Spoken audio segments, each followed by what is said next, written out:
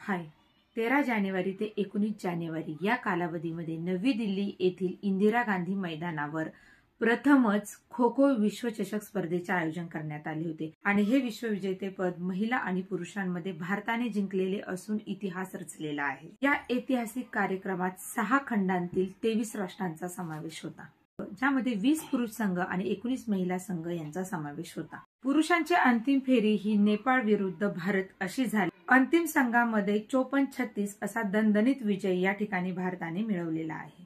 या विजयामध्ये आपल्या देशाचे कर्णधार प्रदीप वायकर आणि रामजी कश्यप या महत्त्वपूर्ण खेळाडूंच्या भूमिका राहिलेल्या आहेत। त्याप्रमाणेच महिलांमध्ये देखील भारत विरुद्ध नेपाळ हा महिलांचा अंतिम सामना खेळला गेला आणि या अंतिम सामन्यामध्ये भारताने 78-40 इतक्या गुणांनी नेपाळवर दणदणीत विजय मिळवलेला आहे। प्रियंका इंगळे या महिला संघाच्या कर्णधार होत्या।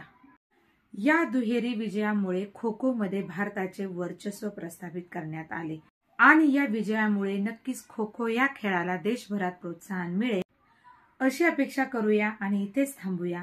बाय।